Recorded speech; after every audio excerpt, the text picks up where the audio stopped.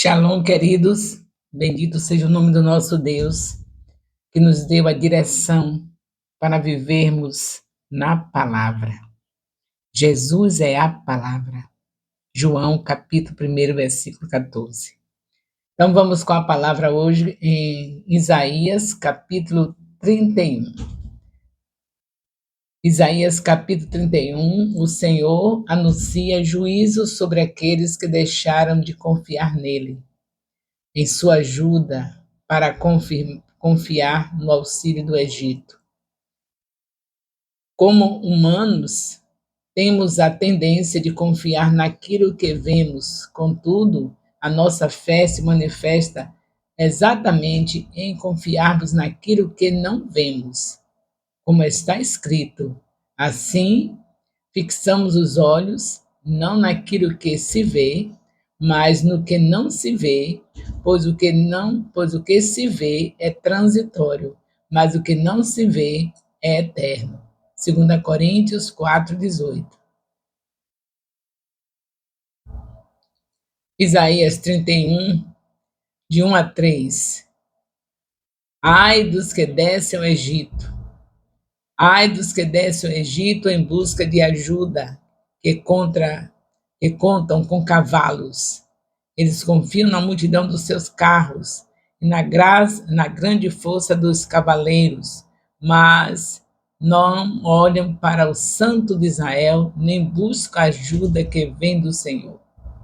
Contudo, é também sábio e pode trazer a Contudo, ele é também sábio e pode trazer a desgraça. Ele não volta atrás em suas palavras. Ele se levantará contra a casa dos perversos, contra quem ajuda aos maus. Então, o Senhor é também sábio e pode trazer desgraça para aqueles que desobedecem. Mas os egípcios são homens e não Deus. Seus cavalos são carne e não espírito. Quando o Senhor estender a mão, aquele que ajuda tropeçará, aquele que é ajudado cairá, ambos perecerão juntos. Isaías 31, 4-9. Assim diz o Senhor, assim como quando o leão grande, ruge ao lado da presa, e contra ele se junta um bando de pastores, e ele não se intimida com os gritos deles e não se perturba com o seu clamor, assim o Senhor dos Exércitos descerá para combater nas alturas do Monte Sião. Como as aves dão proteção aos filhotes com suas asas, o Senhor dos Exércitos protegerá Jerusalém. Ele a protegerá e a livrará, ele a poupará e a salvará. Voltem para aquele contra quem vocês se revoltaram tão tremendamente, ó Israel. Pois naquele dia, cada um de vocês rejeitará os ídolos de prata e de ouro que suas mãos pecaminosas fizeram. A Assíria cairá por uma espada que não é de homem, uma espada não de mortais a devorará. Todos fugirão da espada e os seus jovens serão sujeitos a trabalhos forçados. Sua fortaleza cairá por causa do pavor. Ao verem a bandeira da batalha, seus líderes entrarão em pânico. Anuncia o Senhor, cujo fogo está em Sião, cuja fornalha está em Jerusalém. Então, mais uma vez, o Senhor está declarando que não adianta lutar com suas próprias forças, porque Ele é o poderoso Deus. E todos verão cair aquele que está negando o Senhor e aquele que foi ajudar. Tanto o que vai ajudar, como aquele que procurou ajuda, vai cair, vai se despedaçar, porque só o Senhor é Deus. O que é que nós trazemos de lição para nossos dias hoje? Hoje a igreja também não é diferente de Israel. A igreja não, o Senhor Jesus sim. Ele veio, há uma diferença, ele é Deus, mas a diferença é que ele veio morrer por nós, dar a vida por nós. Então, a cobrança é maior. Nós sabemos que o nosso Deus quer tabernar conosco desde o princípio.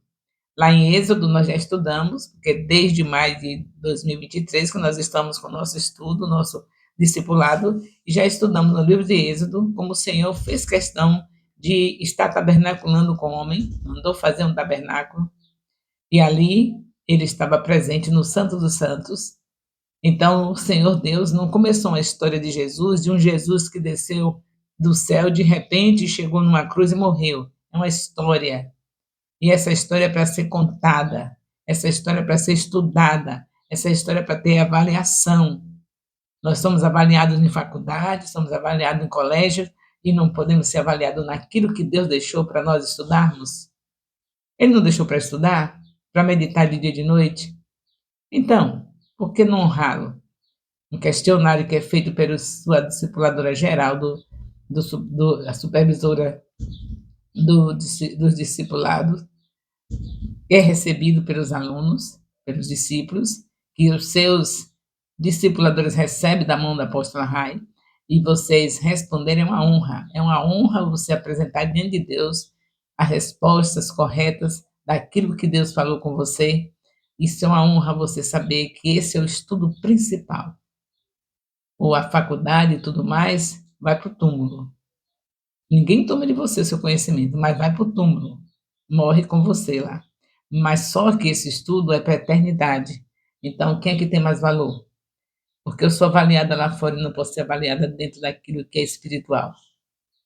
Até o Senhor Jesus Cristo fez uma pergunta, ele queria ser avaliado. Ele disse: que diz os homens ser o filho do homem? Ele mostra que ele quer que saibam, ele já sabia quem ele era, mas ele queria que dissesse. Ele sabia e sabe que ele era o Filho de Deus, é o Deus eterno.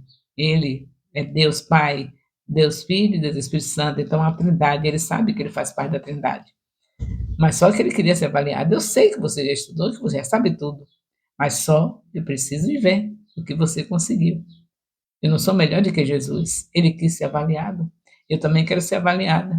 É porque eu estou levando a palavra para todos.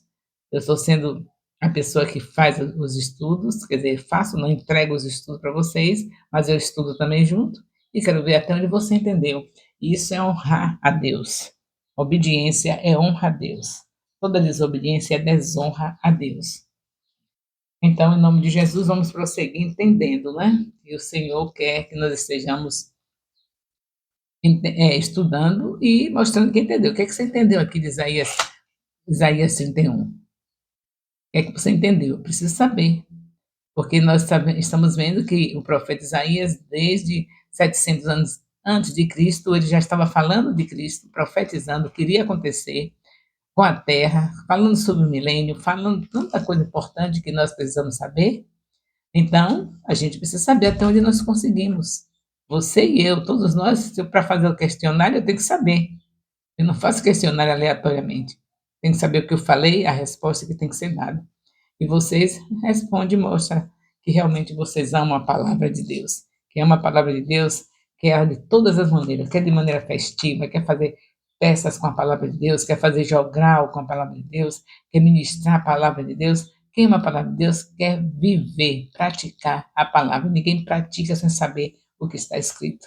Você quer praticar? Então, vamos estudar, porque ninguém pode fazer o que Jesus Cristo pediu. Ele pediu para nós, ele pediu, não, ele ordenou, e de fazer discípulos. Ninguém pode fazer discípulos aleatoriamente. Fazer discípulo consciente de quem é que você, quem é a pessoa que você está dizendo que salva, tem que saber. A ideia de Gênesis e Apocalipse é a história dele. A história dele não se resume no momento que ele chegou na cruz. E Deus fez propositalmente. Os judeus nunca iam aceitar um Jesus que não tivesse história. Os judeus gostam de história. Então, tinha que ser do jeito. Deus programava as coisas de acordo com o povo que ele fez. Ele já sabia que o seu povo não ia aceitar. E vocês veem que mesmo assim, ainda tiveram os que rejeitaram. Mas graças a Deus, que pelo menos 12 homens israelitas entenderam a história de Jesus, que foi escrita desde Gênesis até Malaquias, eles confiaram na promessa, acreditaram que esse Jesus tinha chegado e por isso eles ficaram com atalaias, passando essa palavra, passando esse Jesus para todos nós. Se não fosse assim, nós não estaremos aqui. Eles não ficaram parados, eles fizeram o que Jesus disse: ide e fazei discípulos. Então vamos continuar a obra. Foi muito bom a gente ser salvo, não foi? Ou você não está usufruindo dessa salvação? Porque se está, lembre que Jesus vai voltar e quer te encontrar fazendo discípulos. Você é amigo dele? Você é amiga? Ele disse: vós sois meus amigos, se fizerdes o que eu vos mando. Então, Isaías 31 é mais um capítulo onde ele está mostrando o que Deus está fazendo em relação a Israel. Está mandando que ele confie, está falando da confiança de Israel, falando que deve confiar, que deve estar o tempo todo confiando nele. E cada vez que não confia, Deus diz através de Isaías: ai dos que descem ao Egito, porque não estavam confiando. A palavra é essa, a palavra-chave é fé. Se você não tem fé, não agrada a Deus.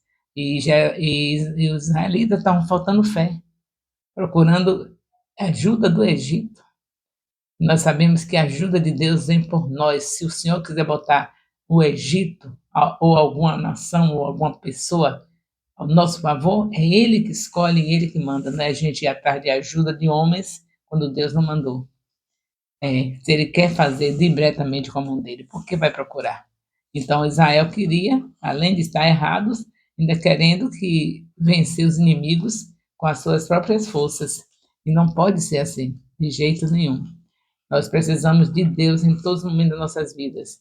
Essa confiança que nos leva a estar ligados a Ele. Ele só quer saber de quem tem fé. Então, você tem um problema de saúde, eu vou abrir um parênteses aqui. Tem um problema de saúde. Aí você já sai correndo, nem consultou a Deus, já vai para o médico. Aí depois fica se queixando. Ah, tomei medicamento esse, não deu certo. Tomei medicamento aquele, não deu certo. E tomei, e fiz isso, e fiz aquilo que o médico mandou e não deu certo. Por que você consultou a Deus? Que médico você deveria ir? Porque Deus é para controlar toda a nossa vida. Ele tem direito. Ele nos comprou com o sangue de Jesus. Então, toda a nossa vida, o tempo todo, dando satisfação a Deus do que queremos fazer e do que estamos fazendo.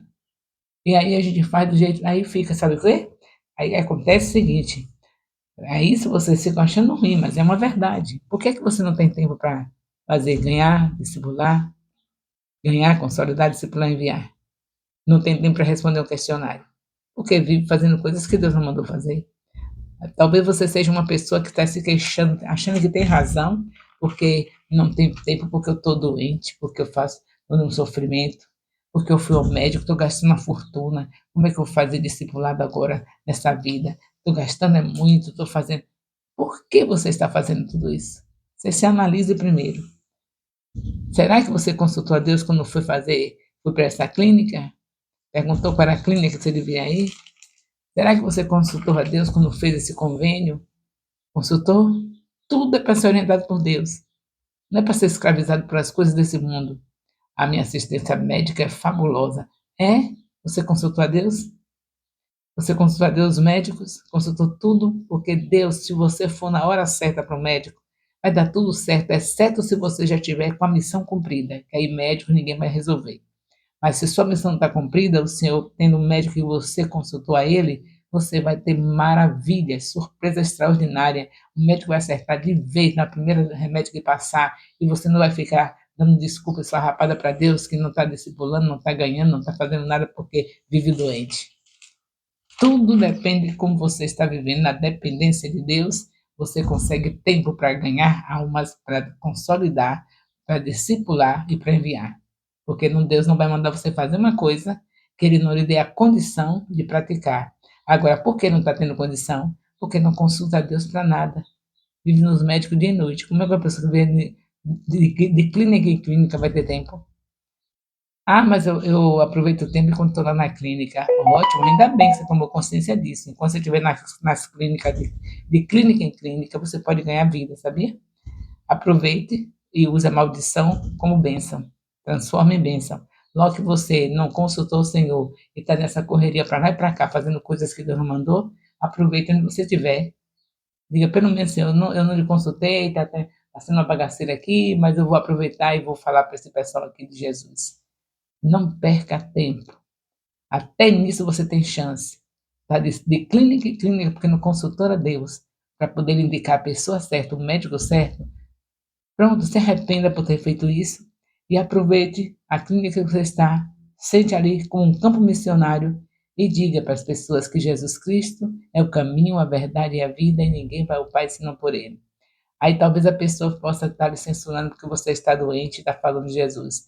Você diz que filhos de Deus, assim como Paulo, que cumpre o propósito e prega a palavra, também tem espinho na carne.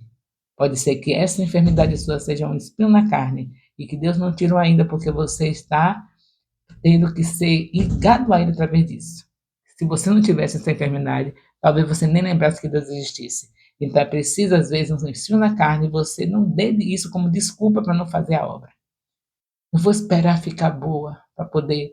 Eu falo, não espere, que você não sabe se isso é um espinho da carne. Justamente isso está te prendendo a Deus. Então, vá fazer a obra como você está. Está na clínica? Pregue. Em vez de estar se lamentando e com medo, que diagnóstico será, meu Deus? O que é que o médico vai dizer que é isso? Não, ele cura toda doença e toda enfermidade. Você não tem que se preocupar com nada. Só se preocupar em fazer as coisas na direção de Deus. Estando na direção dele, guiado por ele, pregue. Fale de Jesus. E se não estiver na direção dele, se arrependa. E onde você estiver, mesmo que for um lugar que Deus não te mandou, pregue. Fale de Jesus. Porque o que ele pediu foi isso, o reino dele em primeiro lugar, e as demais coisas nos serão acrescentadas. Então você lê o capítulo de Isaías 31, Isaías 31, e os egípcios, homens, são homens e não são deuses. Leia isso, leia o capítulo e veja que os egípcios são homens, mas não são deuses, e Israel estava confiando em Egito. E é aí onde está o problema, tem que confiar em Deus. E eu já falei que assim como Israel, a igreja, e citei os exemplos. Então, procure se arrepender das suas procuras em confiar em Deus, em homens, em vez de confiar em Deus, e faça a obra dele. Ide e fazer discípulos. Mateus 28, versículo 19. O amor de Deus, nosso Pai, a graça salvadora do nosso Senhor Jesus Cristo, a comunhão do Espírito Santo seja com todos os discipuladores e discípulos do Ministério Apostólico Internacional Filho de Jerusalém, desde agora e para sempre. Amém.